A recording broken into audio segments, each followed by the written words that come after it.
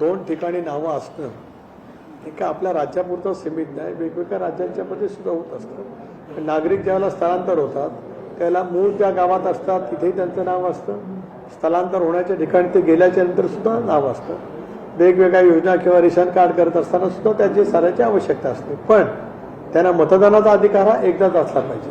समजा दोन्ही ठिकाणी नाव असेल तर त्यांनी स्वतःहून एक जबाबदार नागरिक म्हणून नाव स्वतः कमी केलं पाहिजे. निवडणूक आयोगाच्या लक्षात आल्यानंतर त्यांनी सुद्धा त्या बाबतीतली माहिती घेऊन ते कमी करणं अत्यंत स्वाभाविक त्या ठिकाणी आहे. पण एक खबरदारी घेण्याचा प्रयत्न केला जात असतो की त्यांचं त्या निवडणुकीमध्ये एकदाच मतदान होणं अपेक्षित त्या असलं पाहिजे. म्हणूनच या सगळ्या बाबतीमध्ये मतदारांची यादी पुनर्निर्धारण करण्याचं काम हे सतत अव्याहतपणे चालू असतं. एक बघा, नवीन मतदारांची नोंदणी ही नियमितपणाने सुरू असते. निवडणुकीच्या अगोदर ती एका विशिष्ट कालावधीपर्यंत पुन्हा एकदा निवडणूक आयोग जाहीर करतं की या तारखेपर्यंत नवीन मतदारांची नोंदणी करता येऊ शकते आणि नावं ज्यांना कमी करायची आहे, दुरुस्त करायची, ती त्यांना करण्याचा अधिकार राहतो. मग ती यादी प्रसिद्ध केली जाते, त्याच्यावरती हरकती आणि सूचना मागवल्या जातात.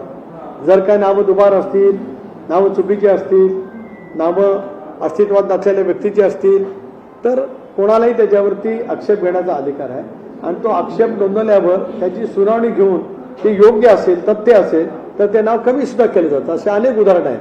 त्याच्यामुळे पुन्हा ती यादी प्रसिद्ध होत असते. त्याच्यामुळे ही एक तऱ्हेची पारदर्शक प्रक्रिया आहे.